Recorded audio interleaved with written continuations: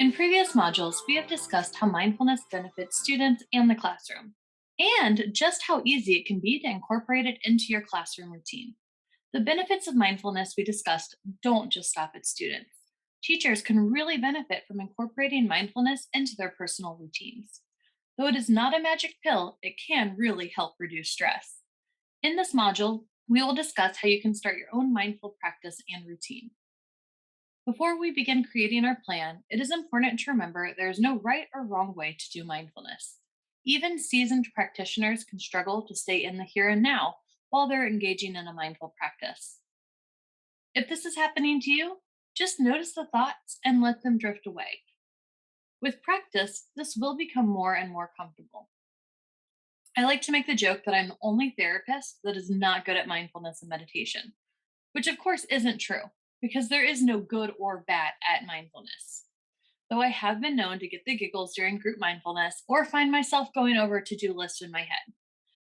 The important thing for my own practice has been really regularly setting aside time to do mindfulness, finding what works for me, and then giving myself permission to not be perfect at it and to just experience it.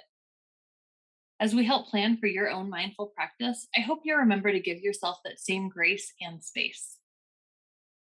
As we start looking at building a mindfulness practice, let's take a moment to think through the following questions. Again, there's no right or wrong answers. And remember, this practice should be achievable and work for your life, not be another thing added to your plate. So let's think about these questions together. Do you want to create a daily or weekly practice? If weekly, how many times a week do you want to aim for?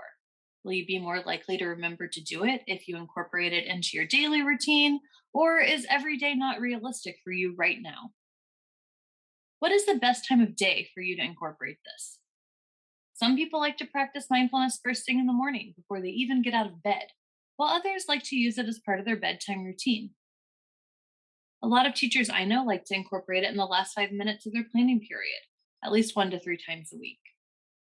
Think about what will work for you. Do you prefer to have a self guided mindfulness time, or would you prefer some guided mindfulness or meditation? There are many amazing guided mindfulness meditations out there, including apps or YouTube. We have also included a few here in this training for you to get started. Here are 3 common challenges for engaging in mindfulness, along with some simple tactics to overcome them. One common challenge is not having enough time. Some people find that doing 3 to 5 minutes of mindfulness before getting out of bed in the morning or right before going to sleep at night helps them make the time. Another option, add it to your classroom schedule and practice with your students. Another challenge can be having the privacy to complete mindfulness in a way that's comfortable for you. For some people, practicing in the classroom with students or at home with family in and out isn't a good fit. Instead, taking mindful walks once a week or even taking 5 minutes in the car at the end of a work week can be a better fit. Finally, another challenge can be the fear of not doing it right. And that's one that I mentioned earlier that happens for me. This is one of my biggest personal challenges. And to combat this challenge, practice, practice, practice. Talk to others about their mindfulness journey. And when self doubt creeps in, work on reminding yourself that there is no wrong or right way to be mindful. So take a few moments to consider what will be the biggest challenge for you. And then think of 1 to 2 ways to overcome this challenge ahead of time.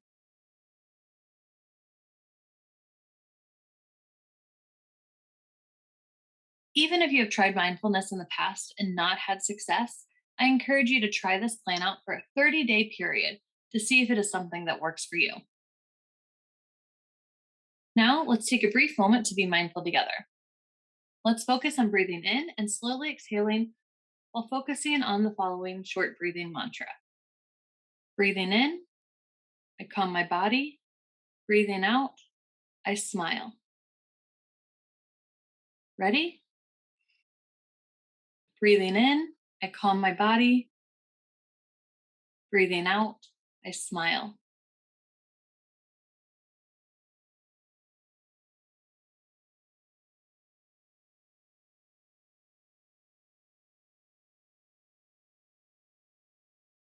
Within this training, we have learned that mindfulness is all about paying attention on purpose without judgment.